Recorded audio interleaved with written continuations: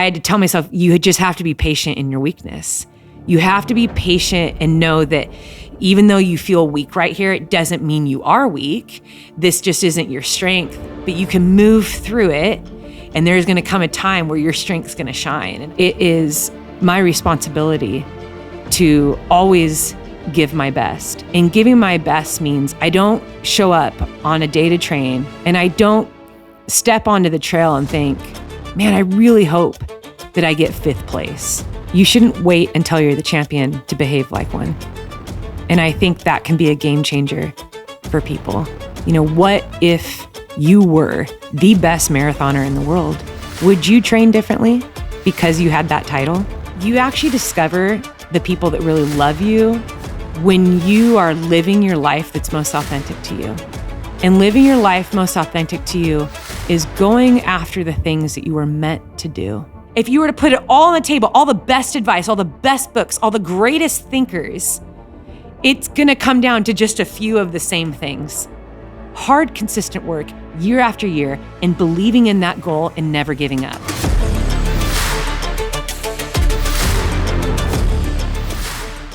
This is how I know you're on the podcast, is because when you're on the podcast, it's my least amount of notes for any guest.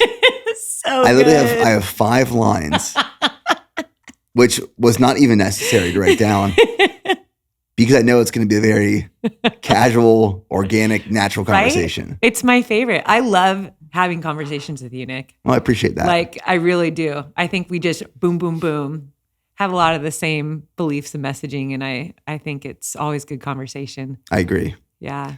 So tell me, you just landed in Austin. Just landed. What are we doing here? Just landed like an hour ago. We are here for the launch of the new Go Gel. Yep. Your Go Gel. Mango flavored. You know, I thought it was really cool. I've told you this many times. You are an incredible, I mean, the company BPN that you created has been my favorite company to work with. You make everything great and exciting.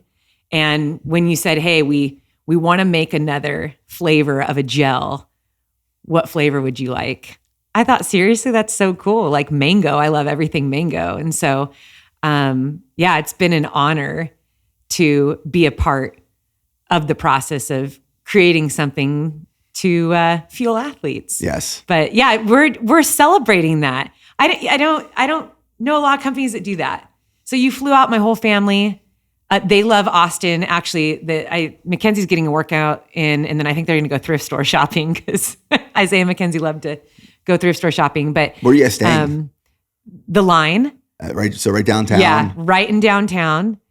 We're going. You guys plan a stellar dinner tonight. Yep. Celebrating. So it's this place. I think it's called the Peach Social House. Okay. Which is affiliated with one of my favorite restaurants, the Peach Tortilla. Yes. I feel like I've heard you talk about this. You're a foodie. I'm a huge foodie. I love food. I don't think I'm as much as a foodie as you because I don't know ingredients or how to cook as well as you do. I don't think I do. Like the way you talk about cooking and the appreciation for food. I remember when we came to Nashville and you had a loaf of sourdough that you were so excited about. Yes. So you genuinely appreciate every aspect of food and the way it's prepared. I do. Yeah. Especially going out to dinner. Like tonight, good food brings people together. Yes. So the Peach Tortilla, they actually have one of their locations in the Austin airport. Oh. So when Steph and I are traveling to and from, we'll stop there because you can get a bowl of like just white rice and either beef or chicken, avocado, very clean, healthy source. Tonight they're doing it's a taco bar by Peach Tortilla. Really good food. I love tacos. So we'll do some speeches tonight. Nice. We'll celebrate the... Wait, am I doing a speech? You and I are both doing speeches. Yeah. And I can go off the cuff with the speech. Like, you know me. Oh, I mean, that's mine too. Like, let's go. There's no structure to it. I love it. It's just hyping people up. Yes. Celebrating you and the collaboration with BPN on the Mango Go Gel. Mm-hmm. Tomorrow morning, we're hosting a run downtown to bring the community together. Love it. And then we're launching the Go Gel Monday, June 3rd, the Yellow Runner Mango Go Gel. And that's what this whole weekend is all about. Yeah. Huge honor to be a part of anything that you create, Nick. And I appreciate you always including my family. Absolutely. That's really cool. So when you guys were in Nashville a few months ago visiting us, this is a side story, but we went to that one restaurant. Yes. Josephine's. Yes.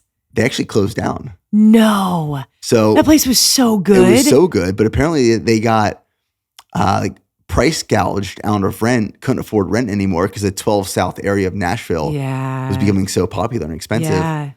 No longer there. That is so sad. I know. It was good food. It was very good food. And I remember sitting around the table. Gosh, I felt like we had such good conversation. It was a great conversation. It was like right away conversation. I hadn't seen you maybe like in 5 or 6 months because you guys had moved. So the whole family, like we came out. And I remember telling Eddie this after the night was over. I was like, man, I love talking to Nick. Like we can talk about anything. Half of it you can't ever podcast about. And that's how you know it's good conversation. For sure.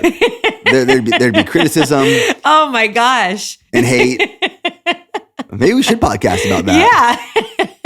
Yeah. Okay, so right now you are 3-ish weeks out from Western States. Yeah. About 27 days. 27 days out. Let's talk about that. What this race means to you, what you're going for, the goal. I have the opportunity to pace you. Yeah. For part of that segment. I'm so freaking stoked about that. I can't wait for. Is this the first time that you are saying that? Is this the first time people will hear that you say that? I mentioned it on the podcast with Harvey Lewis. Okay. And then Harvey tried to get me to do all these races with him. I was like, Harvey, I'm moving my family from Tennessee back to Texas. I love Harvey. I can't race right now. Yeah. But let's talk about it. Let's talk about Western States. Yeah. Why does this race mean so much for you? Mm-hmm. Western States, it's the oldest, most prestigious 100-miler in the nation. And it happens to be the most competitive in the world, probably next to UTMB. Ultra Trail du Mont Blanc over in France. But Western States is, you know you're going to get good competitive racing, but there's a magic about it that people say. Western States is magical. One, the support from the community, the volunteers. There's a lot of people who come out just to spectate it. What I learned early on in my career is if you get in the top 10 at Western States, it can change the course of your career. So if you get in the top 10 and you don't have a sponsor, many times you're sponsored within that week. It's a huge honor to be in the top 10 at Western States. It's mainly because it's so competitive, so deep. And not all the races have so much competition on each side. And why is it so competitive? And when did that start? It could be because it's the oldest race. It's been around the longest, most well known. So as the sport began to grow, it was one of the few. And so that's one of the ones that people would do. The history of legends that have come out of Western States. I mean, our best runners in the history of the sport have all won Western States and have run Western States multiple times. So I think that's a piece of it too. Just the history and the stories of our sport are very rich at Western States. And it's a race for those of you listening that aren't familiar with it. It starts in Olympic Valley, just outside of Tahoe. It's a point-to-point 100-mile race. You start at altitude, roughly like 6,000 feet, climb up a ski lift, you up the side of a mountain, and you're in the high, rugged country for the first 30 miles. And then you start to descend into some wicked hot canyons that can get, 100 degrees. Then you climb out of these canyons and you get to the one of the most iconic aid stations, I think, in all of ultra running, Forest Hill. It's mile 60.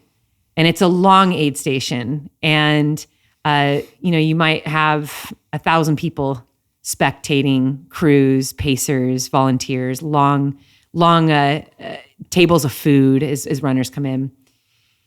And some people say that's where Western States, where the racing actually starts, and which is pretty exciting to watch. Some say it starts at Green Gate, which is mile 80, but the race is a point-to-point. It runs all the way to Auburn. It ends on a track, Placer High School.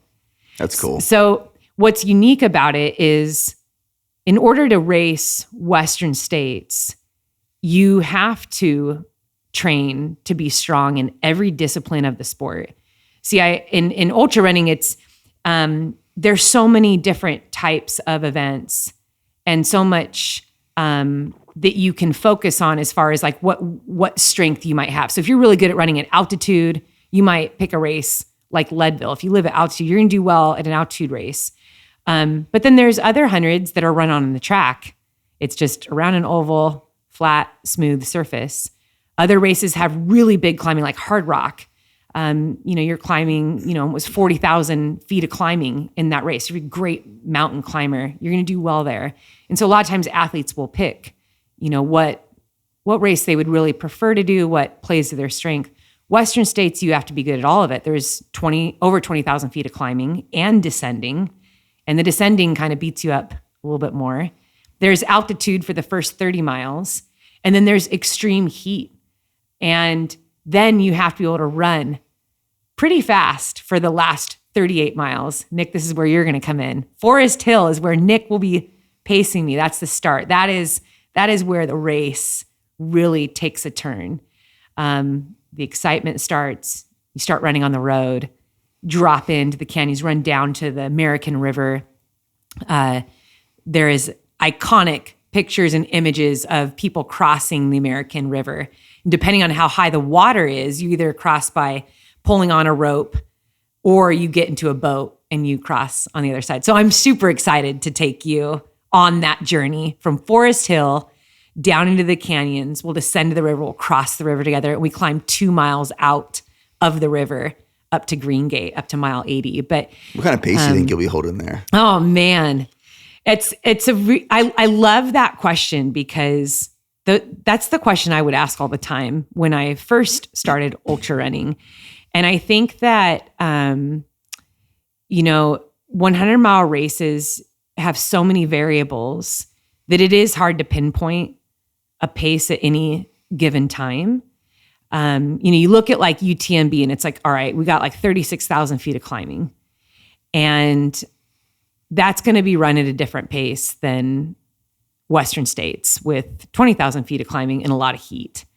So last year, the race was considered a cold year, lots of snow. It was a lot colder throughout the race. So the race is going to run a lot faster. This year, depending on the heat, is where you can kind of like feel out maybe the pace that you're going to run. Really, it's kind of shooting for hours. So do you want to run a sub 20, sub 19, 18, 17?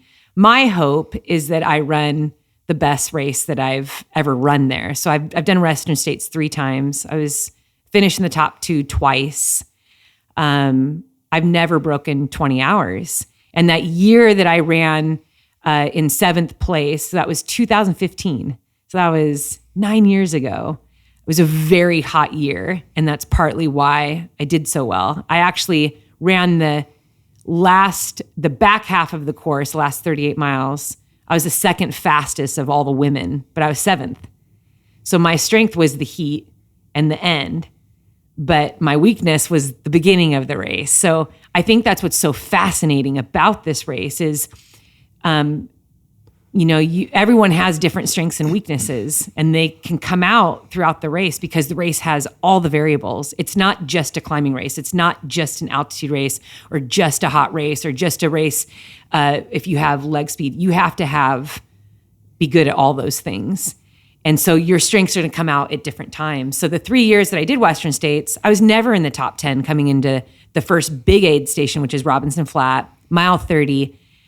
It's in the middle of the forest. There's hundreds of people, crews everywhere. It's so amazing. Like you're back in high country in this forest and you come into mile 30. And a lot of times they say, if you're not in the top 10 by mile 30, you won't be in the top 10. And the race has changed over the years, but I never was in the top 10 at mile 30. I always was a lot better the last half of the course, and I just hunted people down.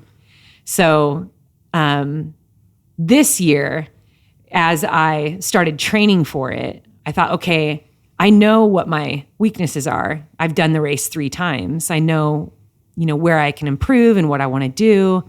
Well, what are those weaknesses, or what were those weaknesses? So my weaknesses is always steep climbs at altitude.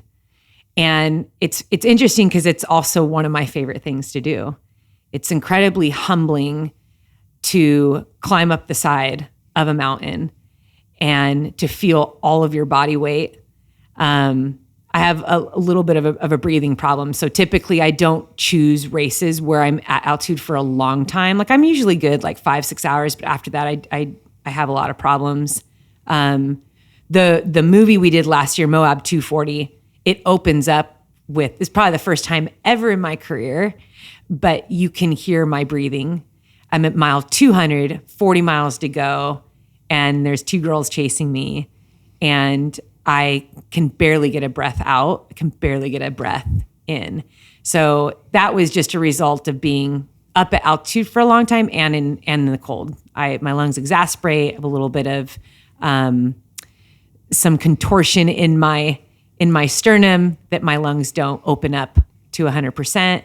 And then I have a little bit of asthma. I don't take an inhaler, but that's just something I've always known, never made an excuse. I don't like talking about it very much. But Moab was it was so public for me, and probably one of the scariest moments in my career. But I've known that about myself. And so the race starts at altitude going up the side of a mountain in Olympic Valley. It's how Western States start. So, in 2014, my first year racing it, that was my first introduction, to the race, to the course. And I had to tell myself, you just have to be patient in your weakness. You have to be patient and know that even though you feel weak right here, it doesn't mean you are weak. This just isn't your strength, but you can move through it. And there's going to come a time where your strength's going to shine. And I think that the second year I ran it, I had that confidence going in because I knew the course and I understood how it flowed, and I understood where I could be at my strongest. And again, I had to be patient in that. I had to wait and just climb patiently those first 30 miles and then, let the other side of me come out the rest of the race. Have you talked much about that? No. The fact of being patient in your weakness? I think it's super powerful. Yeah. Be patient in your weakness.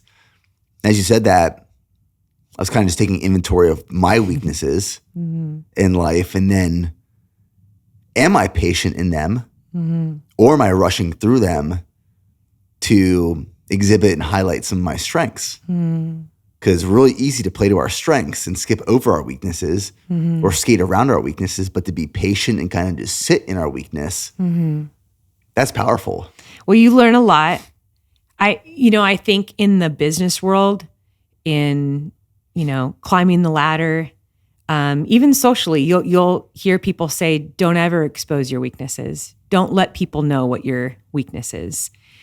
And I do understand that, but I think it's very easy to also lean into our pride, into our insecurities, and not even being authentic in who we are, or even stepping away from things that we think are going to highlight our weakness because we don't want people to see our weakness. And so we don't take chances. We don't step out in bravery and courage, because if we spend so much time on, I can't let people see my weaknesses, what we're actually doing is spending a lot of time on trying to please people. Because the truth is, if you are human, you have weakness, because every human is imperfect. And I have learned over the very long course of my athletic career that embracing and even verbally saying I am a mountain runner, but I actually have to work exponentially harder at running up a mountain. And whether that's I carry more muscle mass and it's just science, I'm a bigger body. And so when I get next to girls that are literally 30 and 40 pounds lighter than me, like, yeah, they might have a little bit easier time going up. I hold on to the fact that, but when I go downhill, watch out. Like, I never have IT band injuries. Like, my quads are strong. I'm very fast on going down a mountain. It's holding both in your hand and appreciating, one, this weakness of mine, the side that I always have to be working on, is what keeps me coming back to my work. It's what keeps me in a state of like, hey, you should stay humble in your work because you haven't perfected it. You're not the strongest in it. And it's something I will always be aware of for my entire career. I will respect the hard work that goes into being the best of the best. And I also respect that from the time I was born, that my body is not perfect and it will never operate perfectly. But I'm given opportunity every day I go out to train to work on my weaknesses and strengthen even more my strengths. And I think that has always been a perfect recipe in my training. One of the things, I think you and I had talked about it after I ran Badwater. It was the first time you and I podcasted. Yep. And, I didn't get Badwater right the first time I did it. It was 2018. I was very prideful as I stood on the line. I was like, dude, I'm winning this race. I'm so fit. Nobody trained as hard as I did. And I came in 7th. I made a lot of mistakes in that race. And that was the only way that I actually was able to get better was owning my mistakes, owning the things that I did wrong, and not respecting the journey that was ahead of me. And so I took those things. And when I came back in 2021, I went out to the course every week in the 6-7 weeks leading up to the race. And I would go on these long runs. I'd do like 3-4 day training camps on the Badwater course. And while I would run, I would think about my strengths and my weaknesses. And I would also think about all the things that could potentially happen on race day that, one, I didn't want to be surprised by. I don't want to be afraid of. I didn't want to focus on. I didn't want those things to have great focus. So like, yeah, if I got blisters, if I was throwing up, if my intestines were upset, Sally, what are you going to do? What are you going to do when those things happen? Because these happen regardless of how fit you are. You could be the fittest person, but if you're throwing up your nutrition, you're not moving very fast, especially the longer the race goes. And so ultimately what happened in 2021 was I actually didn't have that much better of, like, my body didn't feel that much better, but I knew how to work through the situations that plagued me better. They didn't scare me. I mean, I had diarrhea the whole race. But I planned for those things. I was aware of those things. I accepted that this could be a possibility. And when it happened, I remember the first time when it hit me, it was like mile 14. And I came up to my crew and I was like, what's going on? This might be with me the entire race, but I feel amazing. My legs are strong and my mind is strong, and we're going to win this race. And so I think that it's very easy as athletes or whatever it is we're pursuing in life to tell ourselves, well, this has always been my weakness, and so I need to stay in this box. Because according to society or according to my past critics, I don't look a certain way. I don't operate a certain way. I've always kind of been clumsy in this way. And so I probably shouldn't proceed after that goal or in this way because that's a weakness of mine. But I just don't believe that. I think our weaknesses are what keep us humble in our work. And over time, you're obviously going to get better. You're going to strengthen the thing that you're weak in. But if we ignore it and just sit in it in a way that's like, I'm just weak in that and I'm embarrassed of it and I'm going to hide it and I don't want anyone to ever see it, so I'm only going to do the things that make me look good, I think we're missing out on a whole other side of our life. And, I just came back from training on the Western States Trail. I was there the last 3 days. And it was a really hard training block for me. And I actually contacted my coach in the airport. This is my 4th time I put together training blocks, 4th time up on the course.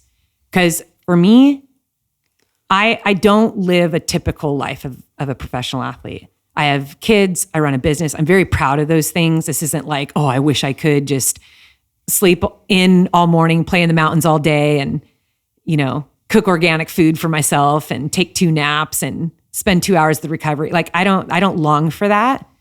I love the life that I have.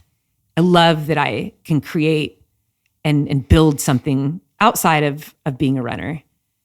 But I contacted my coach and I said, that was a really hard training block. And I actually was discouraged. I was discouraged on day 2. And I had this run where I had to go out for it was 18 miles out, 18 miles back. It was 10,000 feet of climbing. It was really hard and it was hot. And I was dressed in long sleeves and pants. I was not purposely made this at a heavy pack because I didn't run with anyone. I didn't have crew.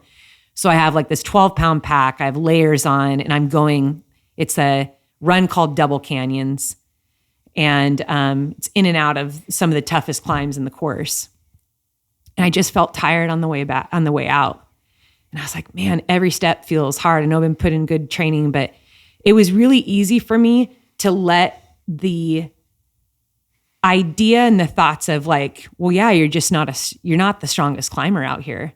This is the section where you're going to get past, Sally. This is the section where you're going to be weak.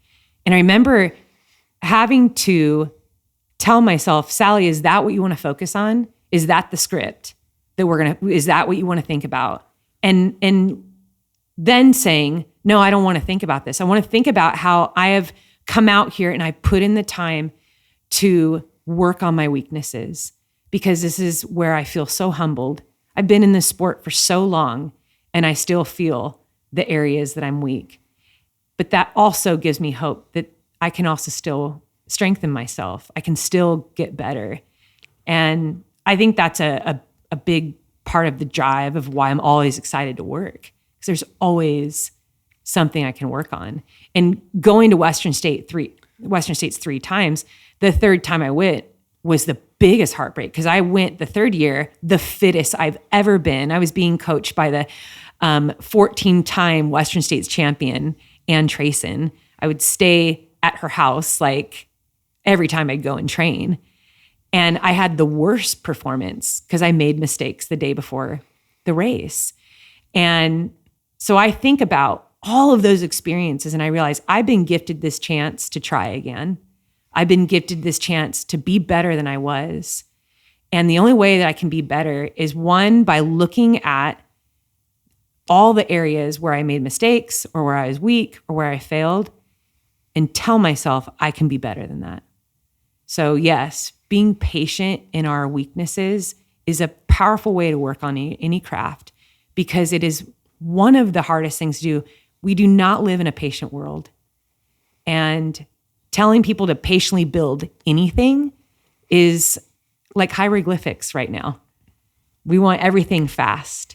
We want success fast. We want to be, we want 1 million followers right away. We want our businesses to be making $1 million right away. And for all of time, nothing lasts like that. That's not how good things are built, and that's not how things last. It's patient, quiet work.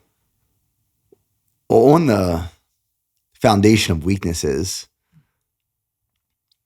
I think a lot of people think that something is a weakness, but in reality, it's not a weakness. Mm-hmm. They think it's a weakness because other people have told them yes, it's a weakness of theirs. Mm-hmm. If I look back at this past year in my journey of building BPN and stepping out of the CEO role, one of the reasons I stepped back is because people told me, you don't have the skills or education or experience to take this business to the next level. Wow. So I started believing that. And I was like, yeah, this is a weakness of mine. And then as you learn over time, it wasn't actually a weakness. This was a strength. Mm-hmm. So sometimes we think something is a weakness, but in reality, it's not. When you're climbing up the mountains next to these lighter, faster girls and they're passing you by and you smoke them on the downhills, that wasn't weakness. Mm-hmm. That was a strength that you were actually just holding on to in reserve. So it sounds like the difference between your two races at Badwater, it wasn't necessarily a physical difference, but it was a mindset difference. I had the exact same type of physical breakdown. I mean, I really struggled both races, but it was a shift in perception. So I'm curious, mindset wise, mentally, how are you approaching Western States? What have you been doing in preparation to attack this race differently? Well, coming off the 200s, this is wild for me to even put this out into the universe. There have been moments where I have said to myself, it's only 100 miles. And I think after spending, it was a span of 5 months. I did 4 200-mile races. Well, none of them were actually 200. They're all over 200. It was a big block. It was a big block. It was a big summer, but it further proved to me that our mental muscle is our most powerful muscle. The way that we choose to give energy, the way that we choose to focus, and the way that we choose to even ruminate over things it's so powerful to how we move forward. I was actually just having a conversation with Hope about this because she was like, Sally, what do you think of like that? Everyone says that at mile 18 or 20 of a marathon, you hit the wall. What do you think of that? And I said, unfortunately, it's talked about so much that it's actually a point of fear and anxiety. I agree with that. That is unnecessary. Yeah. That if you tell yourself, even if it's like, yeah, at some point I'm going to hit the wall, like, okay, like you're aware of it, but how are you actually interacting with it in your brain? Are you afraid of it? Is it, as soon as you feel something, will you have fear? Will you think, oh, I knew it. This isn't my race. Like I'm going to fall off pace. Like this is just this is what everyone said. Everyone said I was going to feel this way. And I do, they were right. But what if you had your own experience and you didn't feel that way? Or what if you're like, yeah, my legs are tired, but I actually like, isn't this part of it? What if the struggle and the challenge of attaining a goal was actually part of what makes you great? That is what makes you great. And when I think back to the Grand Slam of 200s last year, there's only 12, 13 people who have done the Grand Slam, done all 4 of those.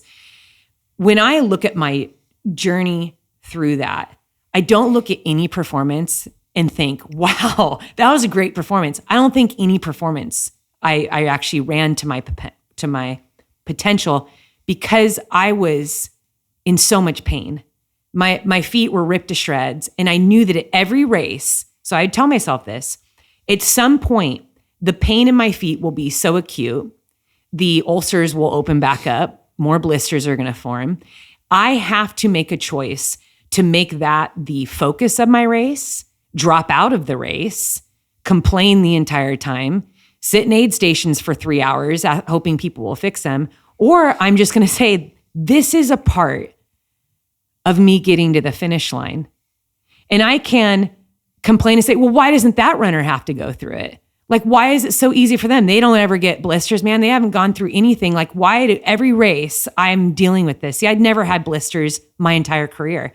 I did Badwater 3 times. I never had one blister at Badwater. And people talk about their shoes melting and how bad their feet get beat up. So I was insanely prideful when I started the 200s. That was not a point I ever even considered that I would have to worry about my feet. So I was greatly humbled. So my point in all of that is what I learned after I did Cocodona 250 and then Tahoe 200, I had 2 more races left. When I finished Tahoe 200, I was very sick. They moved that race because of snowpack. So 17 days later, I had to run another 200. So I ran within a 17-day span, 230 miles or 430 miles. And I remember being at Bigfoot and I was just coming off meds because I was so sick at Tahoe. I come off meds, the next day is the race. And I was down probably 10 pounds already, really weak. What were you sick with? I had bronchitis and strep throat or sinusitis and strep throat. Like antibiotics you were on? Yeah. Yeah, I had 17 days. And I did Cam Hanes lift, run, shoot in between that. Everyone's always like, why don't you guys run further? I'm like, I was so sick. I remember you saying that. Going in there, like it was terrible. And I was so excited, I remember, to do that. And I was like, oh great, I'm showing up sick. So I did that. We get to the Bigfoot and I very sick getting through that race. We did not do a film on that. I told the guys, I was like, we're not doing another film of me haggard dragging through this race. But every single race I built upon.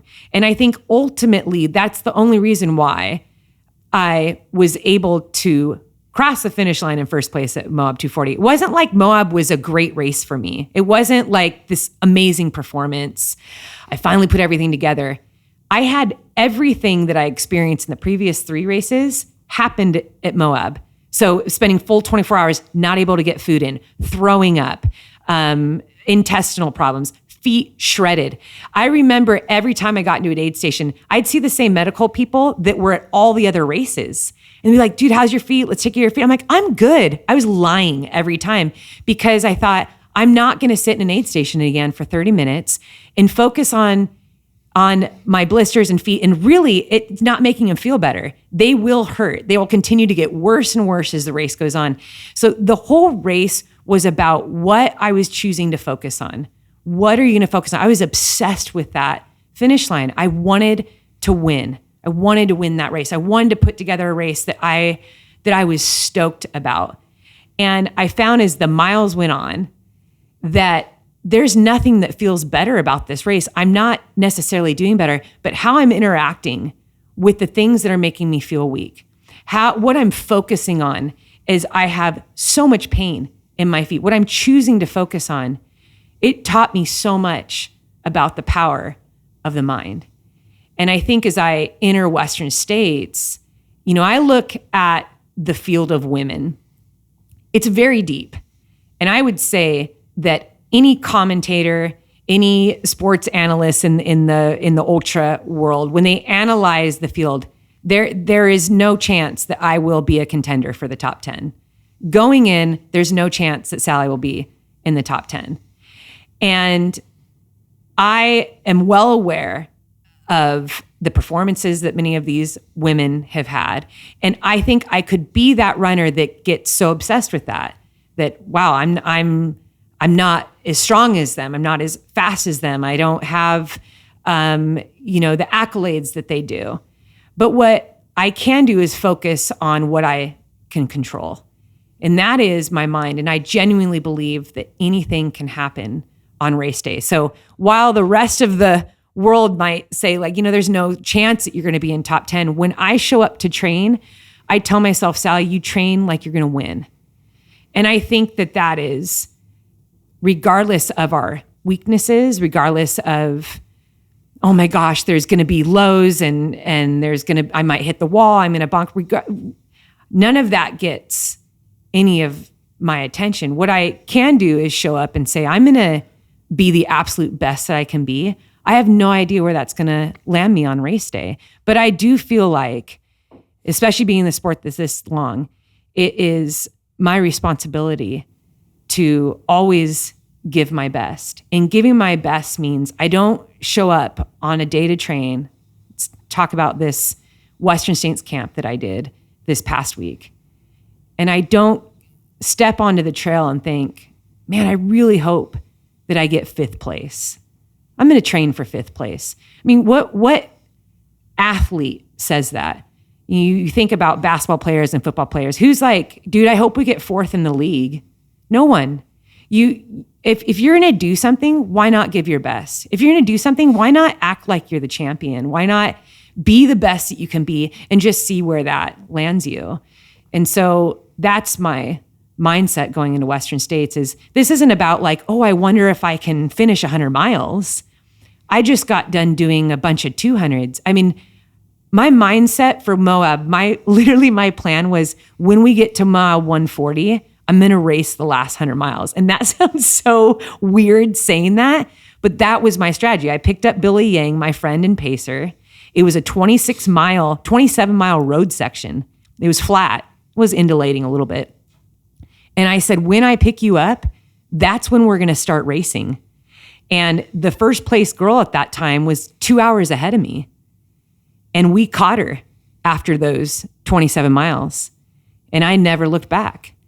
And so when I think about running 140 miles and then saying, now we're going to race 100, but now I'm going to go line up at the start of a 100-mile race. I mean, that's like, I have so much fun stuff to work with in my brain. This concept of running 100, what's going to happen, on race day. I mean, I can't control what's going to happen on race day. I don't know how I'm ultimately going to feel, but my plan is to not hold anything back. Well, that's why I love saying doubt is only dangerous when you start doubting yourself. Yeah. And as you're telling that story of that 27-mile stretch and catching that first place female, I kept thinking back to my last marathon at CIM. One of my strongest marathons to date. Oh, amazing. Which is also a PR for me. Yeah, amazing. And I remember mile 17, 18, 19, 20 to the finish line. And I was passing people left and right. Such all a of good feeling. them a lot thinner than me.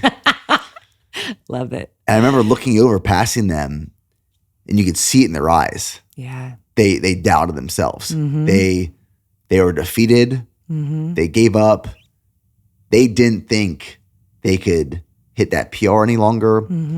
They had this small inkling of weakness and pain that sunk in, and they allowed it to just overtake and overcome their body and their mind. You can look someone in the eyes, and you can tell when they've given up. Yes. And it's really hard to come back from that. I've seen it in races. Yeah. I've seen it in business owners. You talk to a founder who is struggling, you look him in the eye, and it's like, dude, you're not coming back from this. Yes. Yeah. Like you don't have hope. You've lost hope. Hope is so powerful. Hope is so powerful. It's so powerful. And people think it's like the same thing. It's not, it's not fairy tale dream. Hope is a very powerful action word. Yes. It holds expectation. When you hope for something, you are expecting to see that through. This isn't just one day I wish. Hope is what gets people out of bed. You live a life without hope, you're not living. What do you have to look forward to? Why are you taking another step? There's no reason to keep going. One of my favorite books that I read this past year by Dr. Henry Cloud is called Necessary Endings. And he talks about, there's certain things in your life you have to stop doing, you have to end. Whether that's a business, a goal, a relationship, a marriage, whatever it is. You have to end it once you've lost hope. You still have hope. Keep working towards that goal. But so many people want to hold on to this thing or keep working towards when they are hopeless. And when you've been overcome by a feeling of hopelessness, I mean, it's going to be really hard to dig deep down and find the energy in the want, in the need, and the desire to get it done. Absolutely. And as I was running CIM, people lost hope miles ago. And I watched them struggle into the finish line, missing their goal, missing their PR. For me, like I'm sure you too, a goal or not a goal, but a competitive advantage is just that mindset of I'm going to fucking win. Yes. And I'm going to beat my goal in my PR. When I go to run a marathon, I'm not going for first place. Yeah. But I'm going to set a certain time goal. But I think that's a mindset too. There's only one champion. But you shouldn't wait until you're the champion to behave like one. And I think that can be a game changer for people. What if you were the best marathoner in the world? Would you train differently because you had that title?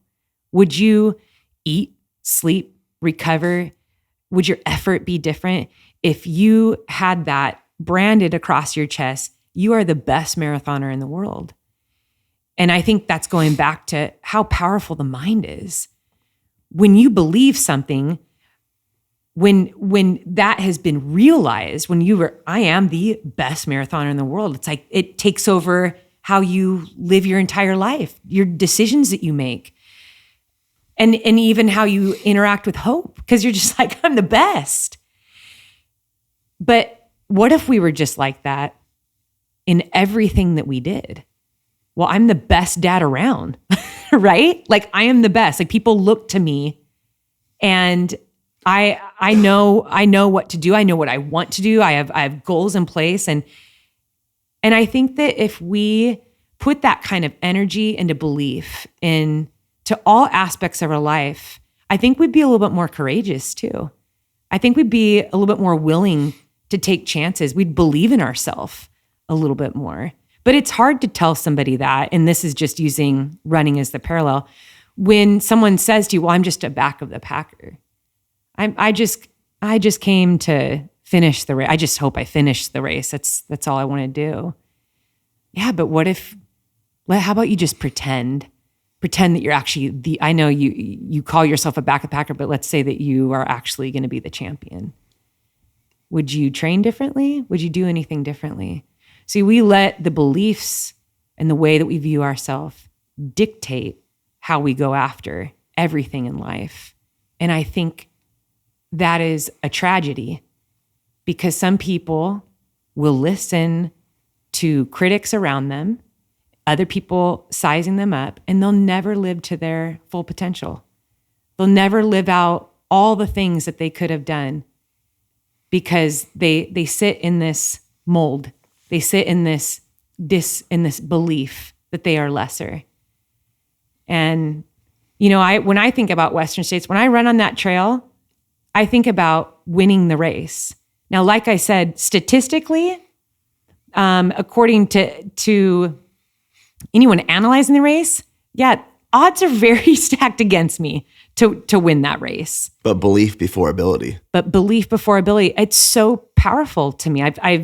I guess it's maybe a childlike way, which I think is important sometimes to have childlike perceptions of things because as children, we believe anything. I'm going to be an astronaut, I'm going to be a famous dancer. I'm going to have $1 billion. Kids just kind of believe that everything is possible and that all good things are going to come to them. And many times we'll continue to act out in that, but then it's like real life hits and you start to grow older and you feel that life is hard and cold and people are mean and there's critics and judgments. And then you start to kind of find the space where you don't feel hurt and you don't feel criticized, you don't feel judged. And we kind of close off the wonder and the curiosity and the imagination and the hopes and the dreams because it hurts too much to let other people know what we dream of because we don't want people weighing in. But that's kind of taking all back to what I was saying from the get-go. Like this is like the greatest part of even being a human. Everyone has imperfections. We all have our weaknesses. But what if we just like kept working with excitement and joy, knowing like I can get a little bit better and my strengths are going to get stronger and I'm going to improve on my weaknesses. But man, if I don't try, I'm never going to know. And so every time I get out to train on the Western States Trail, and like I said, my last training was discouraging. And I wrote to my coach, I was like, it was discouraging, but I told myself when I turn around for the back, so it was an out and back I was doing, I'm going to go out as if I'm preparing myself for a race. So my whole going out was like, I was eating, I was drinking, I was like building myself up. And I was talking to myself. I was like, what are the tapes that I'm going to play on race day? If I feel like this, oh my gosh, I'm tired. My legs are heavy. It's so hot. I don't feel like I have great energy. And the goal for me for that entire training day was I'm going to turn around and it doesn't matter how I feel. I'm going to believe that I'm going to run back stronger than I came out. And according to Strava, I ended up running back and breaking a lot of my own time records from over all the years that I've run on that course. And it was just kind of going back to the power of the mind. Did my body feel any better? No. I mean, I was way more tired on the turnaround. I didn't feel great at the beginning. It wasn't like I gained strength as I went out. I was breaking my body down. And by the time it was time to turn around, I'd already climbed 5,000 feet. It was super hot. I was depleted, but yet I went back stronger. So what was the change in there? And so I'm writing this to my coach in the airport, and he writes back, he's like, Sally, you are killing these camps. And you have to focus on the work that you can do. You have to focus on the recovery. Each thing you have to focus on piece by piece. But the thing that I focused on the going back was like, what if I was the champion? What if I was the returning champion to Western States? Is this how a champion trains? Just, I'm upset that I don't feel good. I'm good energy. My legs are tired. I don't feel great. Like this training run sucks. No. If I'm going to train like I'm a champion, I'm going to give everything that I have to give in this session, because that's all that I can control. I can't control race day, but I can look back when I stand on the start line and remember this day in training and know that I felt like crap and I still ran well. And that was simply a mind shift.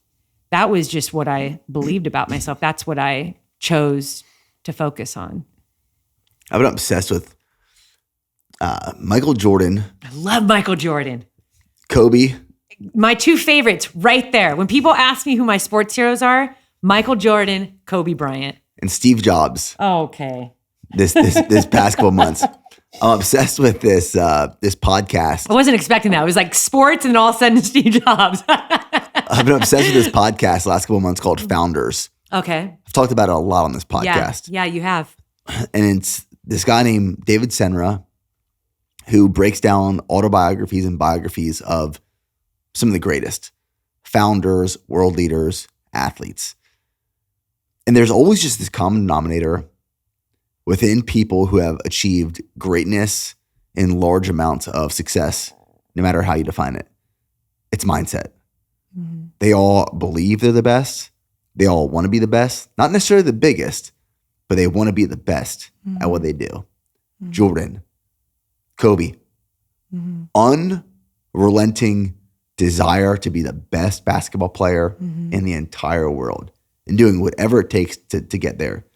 And when they show up to play a game, they're showing up, walking out in the court thinking and knowing, I'm the best. I'm here to win. I'm not here to lose. I'm not here to go home with that third place trophy. I'm here to win. That's like the mindset I see with you. It's this, like the champion mindset is a real thing. Russell Orhe, BPN athlete, I had him on the podcast 2 weeks ago. He has that same mindset. Like when he walks into the gym, he's not there to talk. He's not there to hang out and socialize. He's here to get the work done and get after it. Is that how you're approaching these camps? Like when you go out to run, is it I'm going to run, or is it I'm here to kill this training session? Talk about that difference because I think a lot of people have never experienced that mindset shift, especially when you go from off season to in season. Oh yeah. And like, what does that fighter, what does that warrior mindset look and feel like? And then kind of follow-up questions. How does that kind of affect other people in your life? Yeah, especially having a family, a business. What I have learned, I know we've talked about this before. I speak about it quite a bit.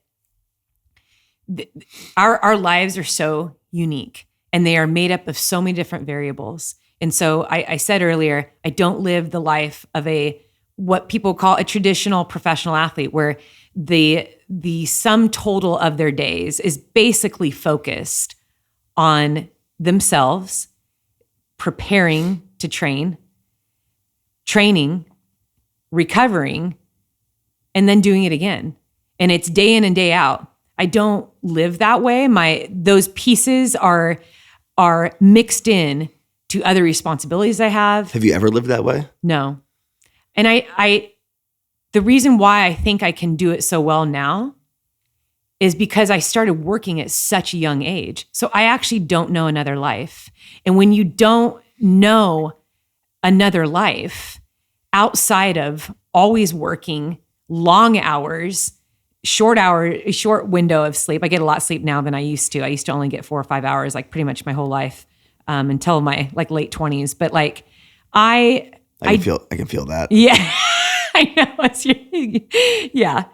But I think the overall, I appreciate that. I actually find a lot of value in that. So my ability to be able to do multiple things and also kind of lean into a hyper focus on what it is that I'm working on in that moment. Because I understand that you and I have the same amount of hours in a day. So I can very easily say, well, gosh, they spend 10 hours a day on themselves, training, recovering, all that. Like I just don't have that. But the thing is, we have the same amount of hours in the day. And I want to be great at everything I do. And that's really hard to do. And so I really believe that when I put together these training camps, it allows me to hyper focus on the work that I have to do. So I do not, most people, I don't tell people I'm going on these camps. I don't meet up with friends. And I have a lot of friends in the area. I had one friend that found out I was up there, and over and over she was trying to get me to meet up for dinner. I finally did, like one of the nights, and she's like, you need to come just stay with us. Like, come, we have an extra room. We'll leave you alone. And I tried to, in so many ways, just say, I am a terrible house guest because I don't want to focus on anything except my training. It's a distraction. It is a pure distraction. And I really only had this conversation with Eddie. I'm like, it's very hard to explain this to people I love outside of Eddie. Eddie gets it. He has lived with me. He's known me. My kids get it. They've known me their whole lives. But to just explain it to anyone, hey, I'm coming up to train for 3 days. Oh, let's catch dinner. It's not like you'd be training like all day long. And for me, I'm like, that's a point of exhaustion. Like if I go and have dinner with you, we'll probably have this conversation. I'll stay out longer than I want to. I'll probably eat food I don't want to eat.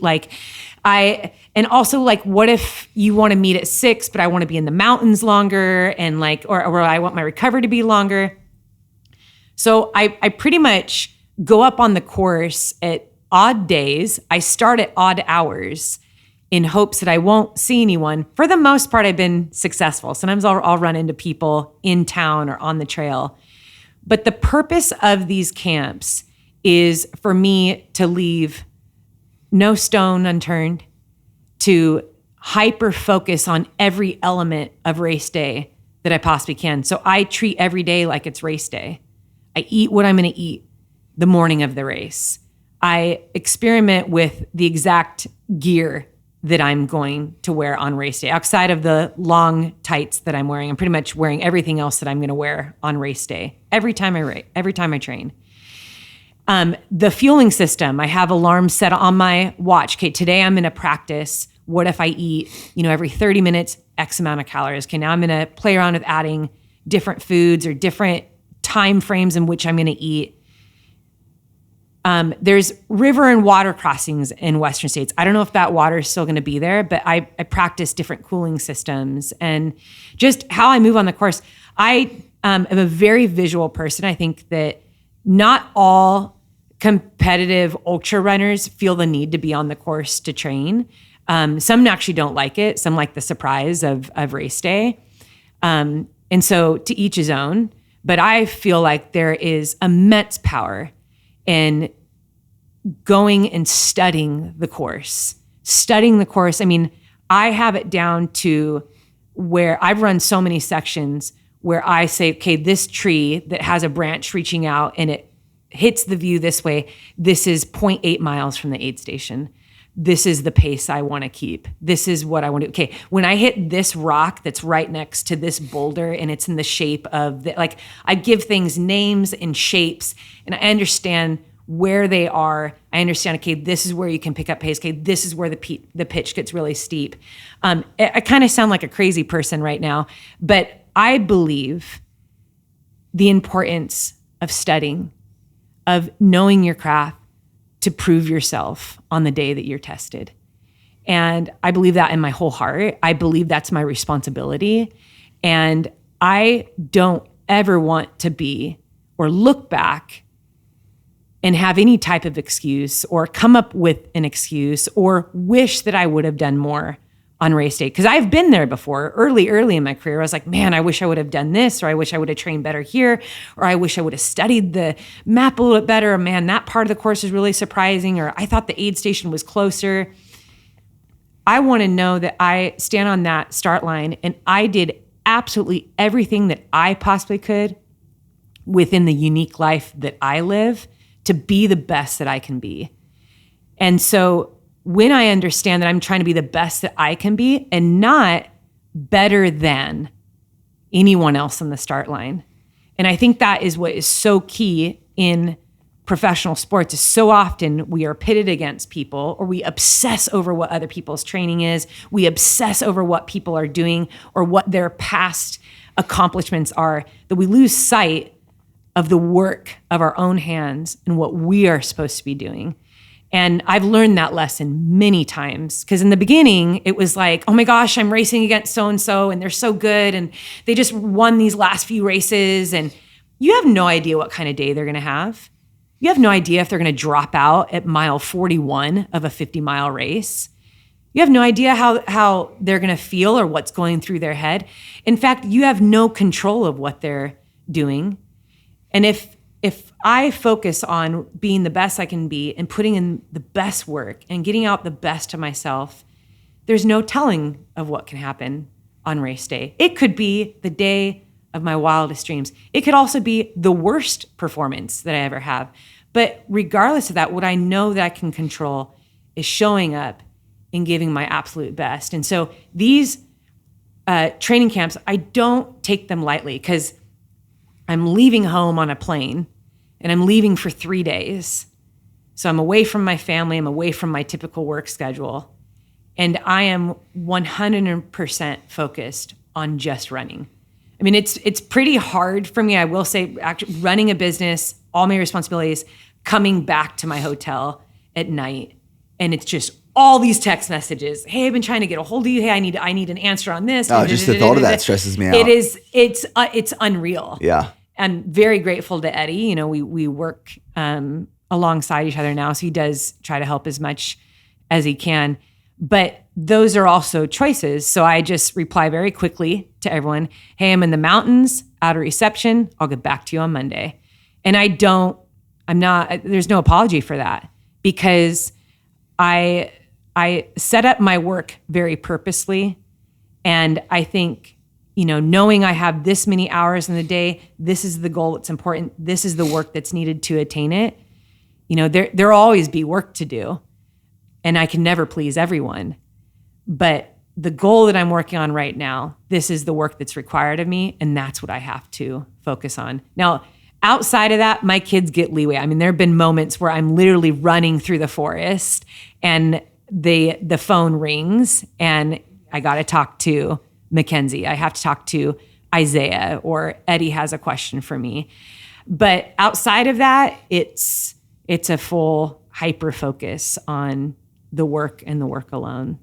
So. When I'm really focused on a goal, similar to you, I slowly, whether this is business or fitness, say there's your off season where you're a little bit more just so great lenient. Yeah. And there's in season where there's not only a shift in terms of work demand, but also mindset shift a little bit. Boundaries come into play more. Yes. It's establishing more boundaries. I think a lot of times people on the outside looking in will view those boundaries as either selfishness or cocky, or who does he or she think they are, now that they have achieved X, Y, and Z. And I believe you have to be unapologetically okay with establishing boundaries and holding those boundaries with your time, with relationships, with other people. Like when you're in the mountains, you have to set these boundaries so you can go put in the work. when I'm hyper focused on a sprint in the business or a prep or the team, I set these boundaries. There are certain text messages that I won't respond to for sometimes hours, days, weeks, months, ever. That's a reality. Yeah. There's a lot of emails that I don't respond to. Same. And I just delete. And it's not me saying like your time isn't worth it, but like I need to choose where I'm spending my time, because if I give everyone my time, oh my gosh, you won't ever achieve your goals. So true. And that is not selfishness. I agree. That is selflessness. That's prioritizing your time and your goals to not only help yourself, but the people in your circle. Has that affected you negatively in any way in the past or right now, in terms of, you know, you're setting these big boundaries in your personal and professional career for this race? How does it affect other people outside of your family? Yeah.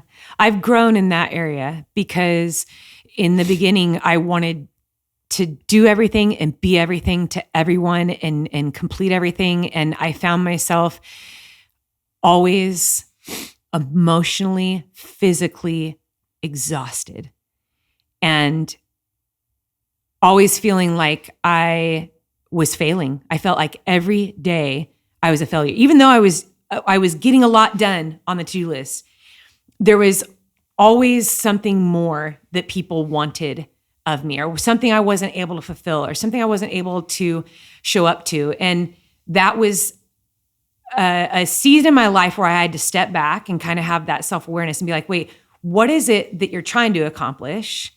Why are you feeling so tired? And what is actually like valuable and important, like in life? Like, actually, how am I supposed to? And so I'm finding that, okay, I have to address things socially, the way I communicate with people, what I feel is my purpose in life, what I feel is my responsibility as a human, to my family, to my job. I mean, I literally, it came through a lot of praying and journaling to zero in on when I am working, and that work is rooted in love and what I believe my purpose to be. It's a lot easier for me to stick to the mission, stick to the purpose, and focus consistently. And if all these things out here aren't aligning with the purpose, like they're not coming in. But here's the thing: the more that I worked, and I'm talking about even just in all the things that Eddie and I have created, and the business I've created since, I mean, it's been since 2007 when I started my fitness business, which is now turned into an app, and I had a coaching business and all these other things that we do. But it was years and years and years of learning to not give in to everyone's opinion, everyone that wants your time. Even friends, it's hard because you have, your friend group, you have all these different personalities and they do life differently. And then like once everyone starts having kids, everyone does life differently too. And like their expectations of your time are different. And so I think naturally just growing and trying to figure that out. But what I have learned is when you focus consistently on something, it grows. And there's no substitute for that. And it has to be day in and day out, day in and out. That's the only way that it's going to grow. It's the only way that there's going to be quality, that's going to have a foundation.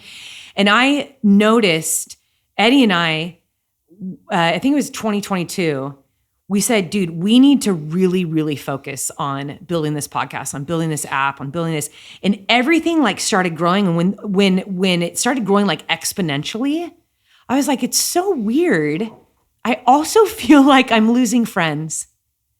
I feel like people that used to support me, people that used to, like, I thought that they cared about me, they've literally stopped talking to me. And I think that is just kind of true to life, that you actually discover the people that really love you when you are living your life that's most authentic to you. And living your life most authentic to you is going after the things that you were meant to do. And I think that every person has a specific shape for their life and the journey that they're meant to live. And so often we don't live that out because we're so wrapped up in trying to please other people, meet other people where they want us to meet according to their expectations, be everything to everyone all the time, that we actually miss out on focusing and consistently living our life. And so I've learned, wow, my circle of tight-knit friends and those that have walked with me through every season, highs and the lows, it's actually pretty small. You know, it's one thing to have like a lot of followers and people that know you and acquaintances and, you know, people that are cheering for you. But the people that are like, dude, I know that you're in training season right now. Like, I just want you to know, like, I love you. I'm here for you. Like, I can't wait till you're in your off season when we can go and like do A, B, and C. My closest girlfriends, they say that to me. They know when I'm in training season. They know when I'm in the off season. They know they're going to see me way more in the off season. They know that we're going to hang out way more. They know that when I'm in training, it's going to be a lot of like text messages and audio messages and things like that. And like every now and then I might get to see you, but it's not easy. I don't think it's what people expect it is. I mean, I think when you see someone that's successful or really living out their life in the way they want to, or they're going after their goals, we think that their life is maybe great and smooth and they have all these people around them, but it can be lonely and it can be hard. And you can question yourself, like, is this what I'm even supposed to be doing? Especially when you hit points of failure and setback and challenges and you're like, what am I actually doing? And I think staying true to yourself is working through all of that and seeing something grow.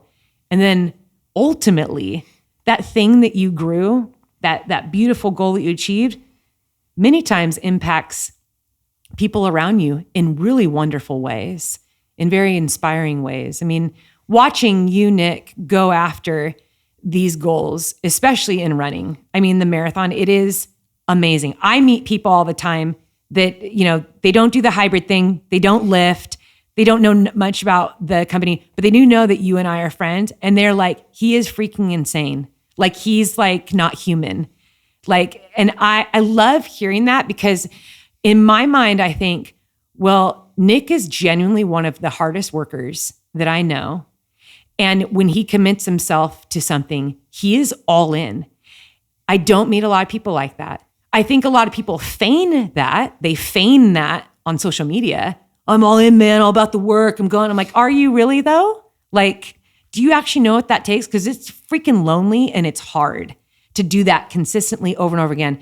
You can do what you do in road marathons because you are consistent and you show up and give 100%. You have that champion mindset that it doesn't matter what science tells you about how heavy you are and what you should be able to run or what running coaches think or how fitness people size you up. You're going to go and do what you believe that you can do. If you put your mind to something, you're going to get a heck of a lot closer to it. Even if it never comes to fruition, you're still going to break so many barriers and prove people wrong.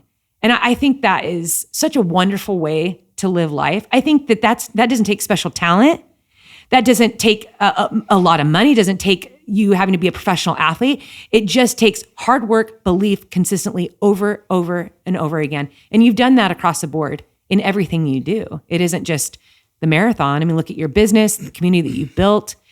And I think so often we find people are searching for a formula. They're searching for like, what's the new answer? And so, I mean, you and I both podcast, but it's like, we listen to like every podcast, we read every single book. We're looking to who the next person, what is the new thing? But all of it, if you were to put it all on the table, all the best advice, all the best books, all the greatest thinkers, it's going to come down to just a few of the same things. Hard, consistent work year after year and believing in that goal and never giving up. I mean, we're all saying that. We're all saying the same thing, but we're telling different stories. We're giving different examples, and it's all of it is inspiring and beautiful. And I think that's the way that we're all meant to be. It isn't that these people are like special. It's they made the decision to operate in a way that was different from the majority. Majority likes to be comfortable. The majority likes to say, stay here in our comfort zone because you doing stuff that's like really hard and that's uncomfortable makes me feel uncomfortable. and I don't want you proving me wrong. You're highlighting my weaknesses and I don't like it. And so I'm going to tell you all the things I don't like about you. I mean, you get this all the time. You constantly prove people wrong. People don't like to be proven wrong. And when you prove them wrong, it kind of like highlights their fear, their own insecurity, their own negativity. I mean, it's crazy the way people feed on negativity, the way they feed it's disgusting. On drama. Yeah. I mean, I think a lot of people listening say, oh yeah, I had people in my family like that. I had people in my extended family like that. Or I went to college with people like that. There are literally people, that's the only way they know how to do life. It's finding the point of drama. Everything is a big deal. Constantly defensive, constantly looking for the problem, the excuse, the reason to never be uncomfortable. The reason to never, ever be brave or courageous is because if I do that, there's a great chance that I'm going to fail and you're going to see how weak I am. I'll tell you what, I think there has to be a decision at some point in our life, and there's nothing, there's no one that can make this decision for us. You are either going to see failure and discomfort as part of achieving what you want to, or you're just going to choose, I don't ever want to see it that way, and so I'm just going to stay comfortable, and I'm never going to achieve what I'm capable of doing. And I think that the vast majority sits right in there. They sit in, I'm going to stay comfortable. I'm not going to rock the boat. I don't want anyone to point out anything that's weak. So I'm going to live behind these filters, and I'm going to do things that look nice, that always highlight things that I like. And yet get to the end of your life and have to be honest at the end of your life and say, man, what if? Or I coulda, woulda, shoulda done A, B, and C, or why didn't I just try? I mean, that scares me. I think that's such a scary thing to think about, getting to the end of your life and be like, why didn't I try that? Darn it, why did I care so much what everyone else thought of me? Yeah. I think it was a Gary Vee podcast I was listening to 2 weeks ago on the Skinny Confidential. And he said, if you just keep learning and you don't quit, you will eventually achieve your goals. Mm-hmm. And I think belief is so important. It's not lofty. Belief it's not lofty. It's not a sexy word. You're not going to see that on believe more. Like, right. It doesn't sound strong enough. And as I'm thinking about this, like today we were walking through what is potentially going to be the next BPN HQ. It was this big shell of a warehouse, 76,000 square feet. Oh my gosh. Massive. Massive. Our first warehouse lease we ever signed was 6,000 square feet. Before that, we were packing out of a house. Yeah. And slowly over the years, we've grown and grown and grown. But walking into this building, which was a shell of a space, 76,000 square feet, I walked in there and you would think I would be thinking, wow, I never thought we'd get here. That's kind of the truth in the beginning. I never thought we'd be in a 76,000 square foot building. But now as I walk into that and the lease that we're going to sign, whether it's in this building or one similar, is going to be a 10-year lease. Oh my gosh. So what goes through my head is, within 10 years, we're going to outgrow this. So what are we going to do when we run out of space? Like, I truly believe when I walk into that 76,000 square feet footprint, we will outgrow this before that lease is up. I believe that. That's great belief. And the fact that I believe that and I have the ability, I can only achieve because I do believe in that.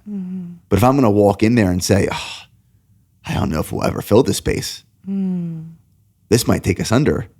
We'll never outgrow this. Well, then I'm not going to. Exactly. But when I walk into a space, when I approach a challenge, when I'm planning for the future, it's not one of these things where I stand in front of a mirror and say, Nick, you can do this. Nick, you can do this. No, it's not like this false affirmation. Yeah. I'm in my head thinking, Nick, you can fucking do this. And you're going to do this. And it's not like trying to convince myself. I believe in my bones. if I was the only person on this planet, I believe that in my bones. I see it in your eyes. I'm going to do it. No, seriously. That's so exciting. And I think that is how great things are achieved. If you can imagine it, you can achieve it. But here's the thing, Nick. Tell me your thoughts on failure and all of that. Because we hear this too often. I put my whole heart into it.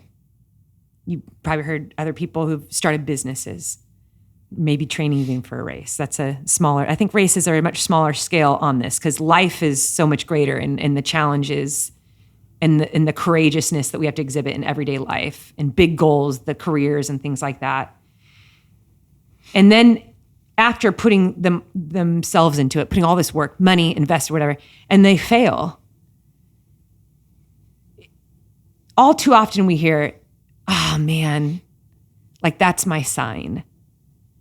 It's just not working out. Like I shouldn't have started this. This was ridiculous. Who was I? They were right. It's a sign to keep going. It's a sign that if that's a champion mindset. That's what I want to point out is what's the percentage? You probably know this. Something percentage of all businesses fail within like the first 5 years or something like that. First 3 years. 3 years. It's astronomical, right? Is it that they actually failed as opposed to they stopped believing, they stopped trying? Because here's the thing. If Walt Disney would have given up after the first time he went bankrupt, the second time he went bankrupt, the third time he went bankrupt, the fourth time he went bankrupt 5 freaking times. And look at what Disney is today, worldwide, what has been born out of that. It's one of my favorite stories because, I mean, going bankrupt that's a big deal. Yeah. And to have, okay, then after the third time, it's like, okay, dude, like this idea is not a good idea. It's not working. And you have your family, financial advisors are like, dude, Walt, move on. Like this isn't happening. But Walt Disney, one of the greatest imaginary minds, he had massive imagination, so creative. He believed with every bone in his body that he was going to create this amazing fantasy world, this greatest place on earth or happiest place on earth as he coined it. He believed in that and he refused to quit until it came to fruition. And so when I hear that statistic, first 3 years, most companies fold. I always wonder about who is at the head of these companies and what did you believe to be true when you first started out? And how often in our everyday lives, we get beat up by challenges and setbacks and failures. And we then just attribute it to, I chose the wrong path. Or my dream was lame. I'm embarrassed. So I'm going to go find something that's easier and more comfortable. And I'm just going to do that. I mean, I get lit up by failure. Like it brings life into me. This past year is a clear example. I stepped down in the CEO role. Mm-hmm.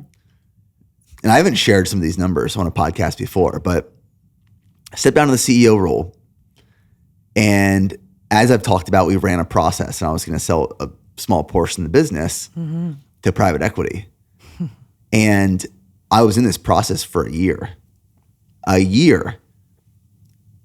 working 7 days a week to get this deal across the finish line with our leadership team. And I was going to get a $22 million check at the end of this process to sell a portion of my business, which I was like, it's amazing. Take care of my family forever and generations to come. Yeah.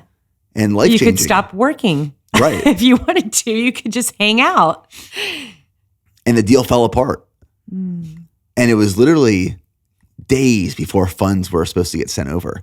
Like no way. We were waiting for money to hit the bank account before we found out the deal wasn't going to happen. And most people, I believe, maybe, would get that news after a year of working this process. And after 12 years of building a business, and be like, this ain't it for me. I got that phone call, and Steph can attest to this because I was like 3 days out from running CIM. I was like, deal fell apart. I'm going to sleep. I got to run in the morning. Phone down. Next morning, logged my 11 miles, went and crushed CIM, and I have more energy than ever before to build this business. Because it happens. It happens. But okay, you got to pause right there. Yeah. That's massive. That's something that, to everyone listening, they want to know what helped you get up in the morning and go run your 11 miles. How did you not crumble on your bathroom floor or punch a hole in the wall? I took it as a sign. I took it as a sign of like, hey, Nick, this business isn't at a stage where private equity should get involved right now. Right. You can grow this thing to maintain brand value and mission and help hundreds of thousands of more people, but it's got to be in your hands. And it can't be in these other people's hands who don't care about the business of the people. So yeah, $22 million in the bank would have been nice. Yeah. But I think I got the better end of the stick. I got control. I got freedom. I got ability and belief to really grow this thing and build this thing into something that I want it to be. Not partnering with someone else who doesn't care, but doing it with me and my team. So it was like the closed door was an opportunity. Yes. That door shut and it gave you confidence to really dive into everything that you'd been dreaming of doing. That's why I'm back here in Texas right now doing what I love. I texted my brother the next day. I said, dude, we're taking control back. And here we are. It's amazing. And your enthusiasm and energy is electric. I mean, since you've been back, I've talked to you on the phone a couple times. I can feel it coming through the phone, your excitement, your joy. Hope picking us up from the airport today was reiterating all of that. And it's like coming out of her too. This is one of your employees. And yeah, and then just stepping in to see you today. I mean, it's so apparent that you are right where you're supposed to be. I feel that too. Yeah. So sometimes failure, as much as it might feel like a setback or a mistake, it might be a sign.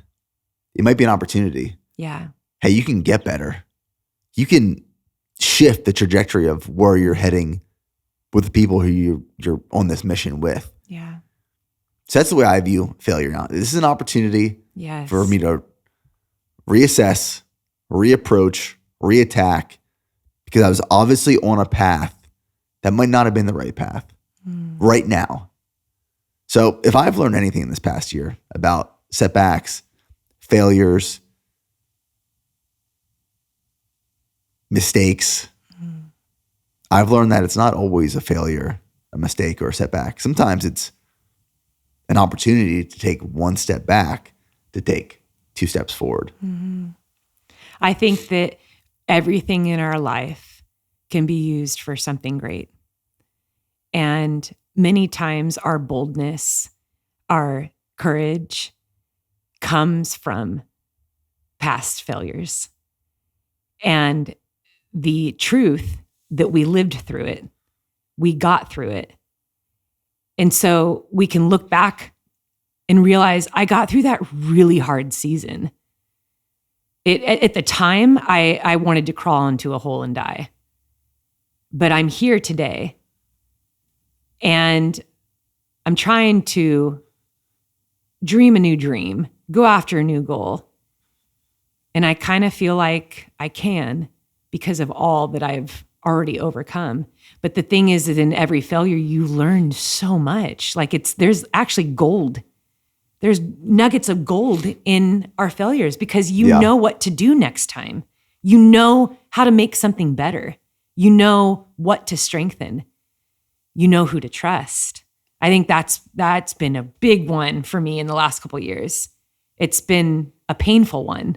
I'll reinforce that one. I know you and I have, that's when I say that's what we don't talk on microphone about, but that's where you appreciate friends who've walked that. When people betray your trust, when people that you thought that you were friends or were in it, you were in the goal together. And then it's like, wow, you're not. And it hurts. I think being goal oriented, having a champion mindset, being focused and consistent doesn't mean that, you operate like a rock. We still have feelings and emotions, and all of that is still there. And so when you're growing something and you want people to grow with you and come alongside you, and man, sometimes that's the hardest part in failures is you either feel like, man, I've let people down, or these people are no longer around, and you feel the loss in a real physical way. But you look back for all of time, for all of history, I mean, that is a very constant pattern. And as you continue to grow, that's like also where your truest friends and your most loyal people in your life really start to shine. Even people that you didn't think in the past, you're like, wow, I didn't realize it, but like, you have been so loyal for me. I haven't given you enough credit for that. I've had seasons in my life where I have to go back and be like, I need to tell you, I have not told you. The last 2 years, you have been amazing. You have been there for me. You may not, and it doesn't have to be someone that's like super wise and has all the advice, but it's like someone that was like, I am your friend, whether you are super successful, whether you're easy to be around or hard to be around. But like, I think moving through failures in all areas in our life, it teaches us how to be strong moving forward. It helps you to walk into a 76,000 square foot building and say, we're going bigger. Yeah. I'm dreaming bigger. I believe there's a reason why every human, I mean, you can, and I've observed this on playgrounds all over the world, because I used to work in a lot of visit orphanages all over, work with youth all over the world. We are built with imagination. We are built with this ability. We do imagination play as little kids. I mean, I'm sure you can remember this with your siblings growing up. Everything is an adventure. Exploration is there. And I don't think we're supposed to get rid of that. And if we can be so bold to hold on to that and carry that into our lives, you will walk into a big building and say, we're going to go bigger than this. I mean, that's just like a little kid, right? Like it's going to be bigger than this. Yes. And we're going to keep growing, and anything is possible. But look at every successful person in every industry. How many times was there pushback for their idea that they wanted to create? And not only that, I know you brought up Steve Jobs, but it's like some of the stuff that Steve Jobs thought up, like how many people even had the ability to think that up or to even try to put those things into play? I mean, I love imagination, wonder, curiosity, because look at what happens. And I think just in a very present state, like where you are building up to your next marathon, it's so exciting watching you do it, because it is different than like Kipchoge. Okay, we expect Kipchoge to be the fastest in the world, right? You look at Kipchoge, you're like, yeah, he's a marathon runner. No judgments. There's no judgments there. There is a typical marathon body. There's a typical one, especially if you're running sub 3. But Nick. Ain't my body. Yeah. Nick, you are rare. But the only reason why people see that is rare is because very rarely do people choose to step out of their comfort zone and not listen to what the outside world is telling them, but instead go and believe in the goal that you have set before you. And I think that's very hard to do. Staying focused and consistent, two very unsexy words, focused and consistent, is how you achieve. And I think that's why you've been able to do what you do. But I like to throw in there too, you also have a wonderful imagination. I'm very curious. Yeah. I'm a very curious person. Yeah. And I think that has played to my advantage over the years. Absolutely. Well, Sally, we are 27 days Yes. 27 days out from Western States. I cannot wait to log some miles with you. I'm so excited, Nick. And absolutely crush this race. Steph's been asking me, like, why are you running so many miles recently? Because I cannot let Sally down. I'm bringing some heat. I am so excited to have you out there pacing me. We've never logged this many miles together. No. And not only that, as I said before, Western States really is magical. I said this when I walked into the camera. You had your camera guy on us. Yes, Landry. And I said, Landry, you heard it from me first. Nick Bear will run Western States. My college roommate was from Illinois. She had never seen the ocean.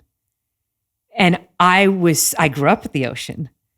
I was so excited to take her to the ocean. I just wanted to see her face.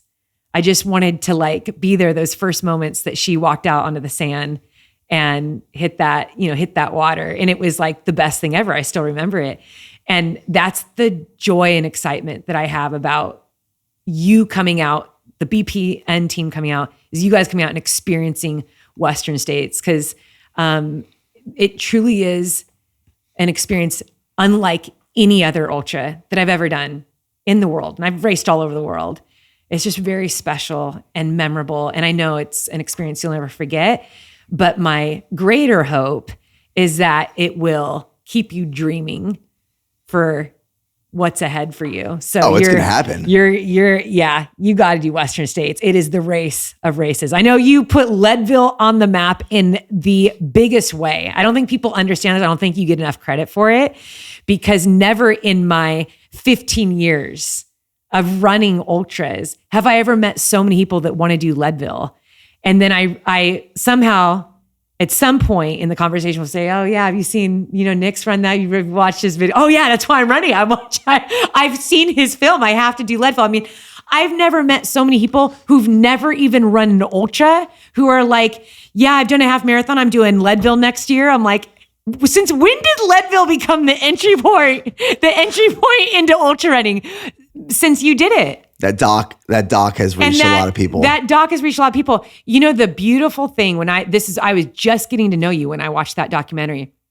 And I remember after watching, I said, the best thing about this film is that Nick highlighted the team crossing the finish line. It was like everyone involved. Yeah. It wasn't just, here's how I train in my race experience. It was like the whole experience. And so people are not only excited to go and try Leadville, people want to go out to crew, they want to pace, they want to be in Leadville. And so you have a massive, massive influence. I know that you know this. And sometimes, I like to say too much is given, much is required. But I think the responsibility in that is when you have been given a lot and you have a big crowd, a big community of people that are so inspired by you, that look to you. It's pretty cool to put out inspiring content. And I think that the way that you go after goals, that consistency, that focus, giving yourself 100%, you are exactly where you're supposed to be. I appreciate that. With a lot of light shining on you. And I feel honored to have you as my pacer at Western States. And hopefully that'll be just the little mustard seed, the little seed that we planted for your journey there. Because I think that when you run it too, and when you expose that to your community and all the people that are inspired by you, you're just going to go tell another freaking awesome story. Well, I like to truly respect the race and the event and the process that goes into it. Yeah. Like the Speed Project film that we're launching in 2 weeks. I'm very excited to see that. I just watched that first cut yesterday. Okay. What'd you think? The best film that we've ever created. Okay. That's exciting to hear. In BPN history. It's that's absolutely amazing. Incredible. That's saying a lot. You guys put out good content. Absolutely incredible. And it's like an hour and 5 minutes long. It's a long film. Yes. It's a great story. This is listeners that like to watch things on treadmills and bikes. They are stoked. Yes. This is long run content. It's a long piece. But I know when we go to Western States to pace you, for me, that's not me just showing up to log some miles. I'm I got to show up.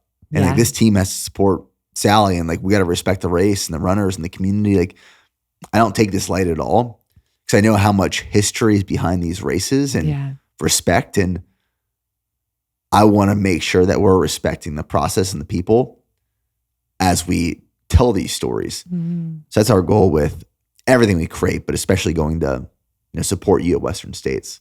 Yeah. I'm excited. I'm praying it's a strong day out there. I'll be ready for whatever is thrown my way. And I'm just ready to show up and give my best. Wherever that lands me, I will be very happy as long as I know I gave 110%.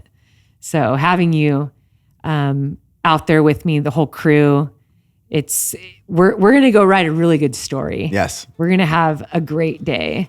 And, like any race I do, it's always my hope that when I look back, I'm really proud of it, but also that I have some good memories to hold on to for the rest of my life. And that's really been the highlight of every race that I've done is the people that I share it with.